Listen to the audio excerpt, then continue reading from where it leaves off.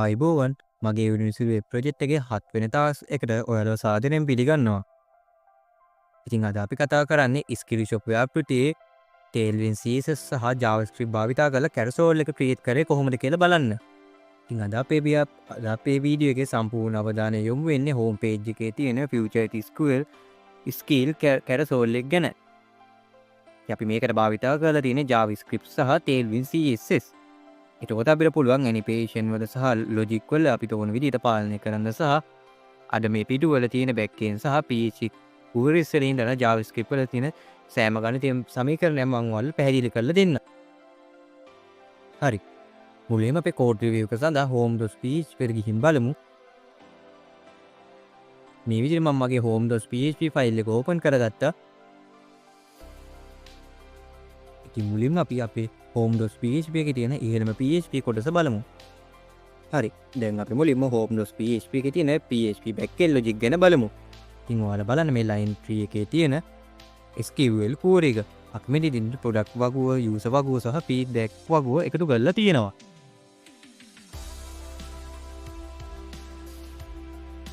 ඉතින් අපි left join feedback එක භාවිතා කරලා තියෙන්නේ. මොකද අර skill එකකට තවම feedback එක නැති වෙන්න පුළුවන්. ඉතින් අපි inner join එක භාවිතා කරා නම් ඒ skill ටික carousel එකට එන්නේ නැහැ. ඉතින් මේක වළක්වා ගන්න තමයි අපි left join feedback එක භාවිතා කරලා තියෙන්නේ. ඒ වගේම ඔයාලට පේන ඇති මම average එකේ rating එක 0 කරලා තියෙනවා. මේ කොටසෙන් කරන්නේ rating එකක් නැත්තම් null වෙනුවට 0 වගේ ලබා දෙන එකයි.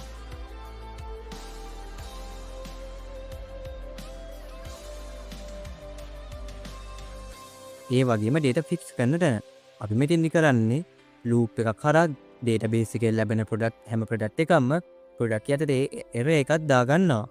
මේක වැදගත් වෙන්නේ error එකක් භාවිතා කරලා පල්ලෙහාදී HTML කාඩ් නිර්මාණය කරන්න පුළුවන් වෙන එක ගැන.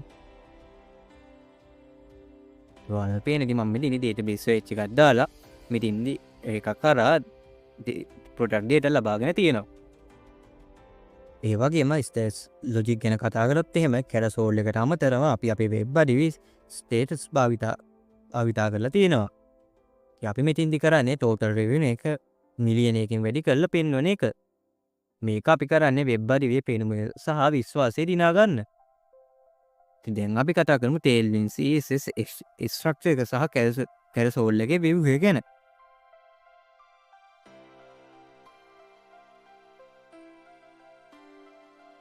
ඔයාලට පේනවා future carousel කියලා මෙහෙම දාලා තියෙනවා.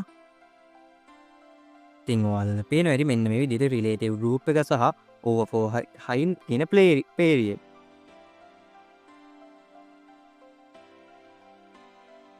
මේ period තමයි අපේ carousel එකේ තියෙන කවුළු කියන්නේ window එක විදිහට වැඩ කරන්නේ. overflow height එකේ class එකෙන් කරන්නේ class එක නැත්තම් ඒ මුළු product එකම line එකේ පේදී screen එකේ පිටතට යනවා. ඒ කියන්නේ මේ overflow hidden එක මම භාවිතා කරලා නැත්තම් වෙන්නේ class එකක් නැත්තම් මේ product එකේ තියෙන list එකම පේලි screen එකෙන් පිටතට යන එක. ඒක වළක්වා ගන්න තමයි මම මෙතන overflow hidden එකක් භාවිතා කරලා තියෙන්නේ. හරි ඊළඟට අපි කතා කරොත් එimhe id සමාන carousel එක දීලා තියෙනවා. ඒ වගේම මේ div එක බැලුවොත් එහෙම පේන්නේ අපි මේක flex සහ transition එකට transform duration එක 500 විදිහට දීලා තියෙනවා.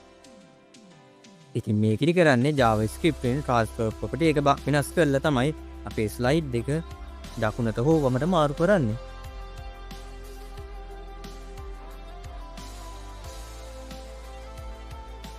හරි දැන් අපි skill card ගැන කතා කරොත් එහෙම අපි PHP භාවිතා කරලා loop එකක් භාවිතා කරලා තියෙනවා. ඒකෙදි කරන්නේ හැම product එකකම card එකක් හදන්න. ඒ ඔයාලට පේනවා ඇති carousel item එක ඇතුලේ මම මෙතන මෙහෙම හදලා තියෙනවා. ඒකෙන් තමයි responsiveness එක හදලා තියෙන්නේ. ඒ කියන්නේ mobile එකේදී card එකෙන් 100% bit එක ගන්නවා. හැබැයි desktop එකේදී MD screen එක bit එක ගන්නේ 3න් එකක් විතරයි. ඒ කියන්නේ 133ක් වගේ තමයි මේකෙදි භාවිතා වෙන්නේ. ඒ නිසා තමයි desktop එකේදී අපිට card 3ක් පෙන්වන්නේ. ඉතින් පේනටි මම හදාගත්ත මේ code එක ඉතින් carousel එකේ බැර කඩේට fix කරන්න නැතුව හෝ database එකේ අපේ product නැත්තා මෙතෙන්දි පෙන්නන්නේ no product available සහ චෙක් බැක් සූන් කියලා මැසේජ් එක අපිට පෙන්වන්න හදලා තියෙනවා.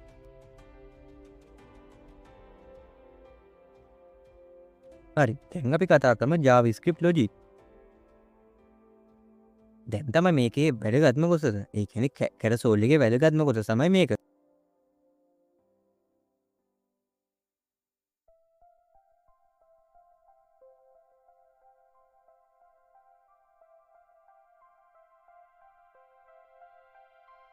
ඔයාලා පේනට මගේ කෝඩ් එක සම්පූර්ණයෙන්ම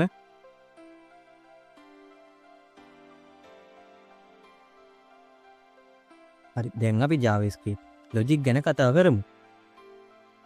ඉතින් ඔයාලා පේන ඇති මෙතන current site කියලා තියෙනවා. ඒකෙන් කියන්නේ දැන් ඇති ඉඳන් site එකේ index එක. total item එකට අපි PHP එකේ count එක සහ product එක ලබා දෙනවා. ඉතින් මේකෙදි වෙන්නේ window init එකක් දීලා 760ට එයක් තියෙනවා. මෙතෙන්දී අපි screen එකේ පරික්ෂා කරලා තීරණය කරලා පෙන්නනවා එකවර පෙන්න යුතු කාඩ් ගණන 3ද සහ 1ද කියලා. ඔයාලා පේන හැටි මෙතන මම මෙහෙම logic එක දීලා තියෙනවා. ඒ වගේම තමයි මම මෙතන update carousel කියලා function එකක් ලබා දීලා තියෙනවා. මේක තමයි අපේ ගණිතීය සමීකරණය. slide width එක 100 බෙදීම item per view එකත් මම මෙතන දීලා තියෙනවා. ඒ කියන්නේ එකවර කාඩ් තුනක් පේනවා නම් slide view width එක දීලා තියෙන්නේ 133.33.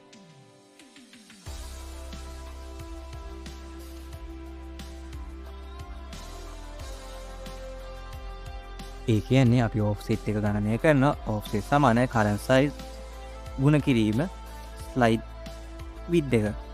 උදාහරණයක් විදිහට අපි දෙවෙනි slide එකට යනවා නම් offset එක -33ක් වෙනවා. ඒතකොට මුළු reel එකම වමට slide වෙනවා.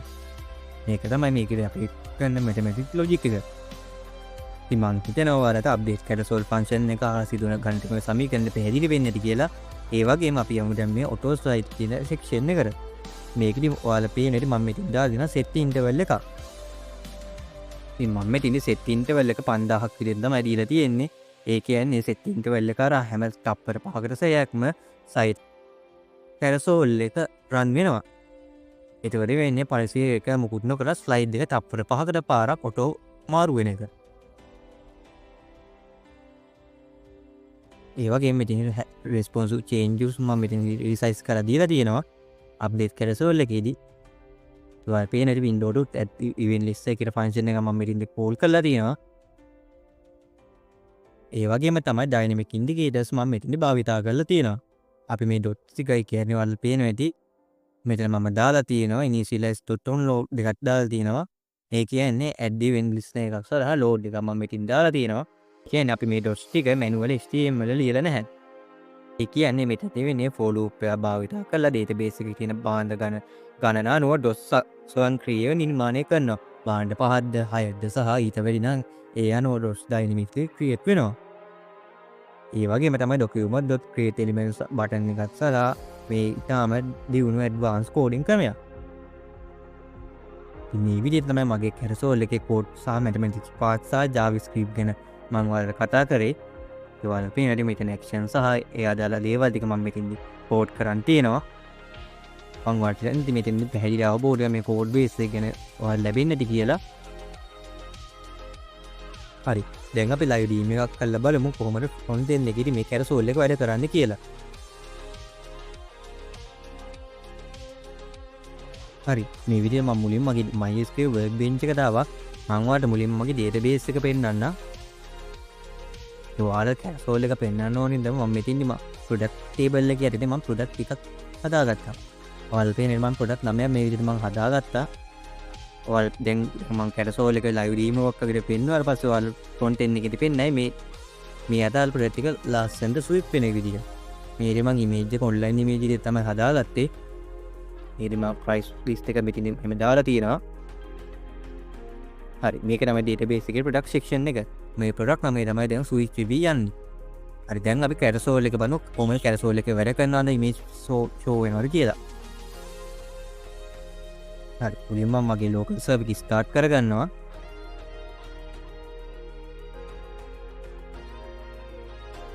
හරි. මම හිතනවා ඔයාලා මගේ front end view එක පේනවද කියලා. මම password එක ගහලා මම site එකට log වෙන්න.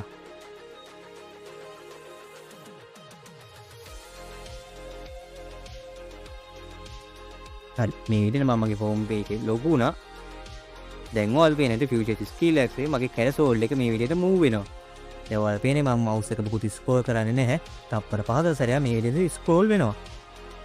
ඉතින් ඔයාලට පේන්නේ ඩේටාබේස් එකේ හදාගත්ත දේවල් මේ විදිහට ලස්සනට ඉමේජ් විදිහට කැරසෝල් එකේ ස්ක්‍රෝල් වෙනවා.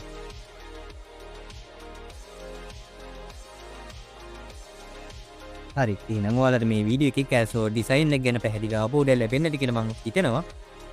හරි එහෙනම් වීඩියෝ එක අවසානයේ තින් අර පොකට බොහොම ස්තුති වෙන අතර ඊළඟ ටාස්ක් එකේදී අපි නැවතත් හමු වෙමු.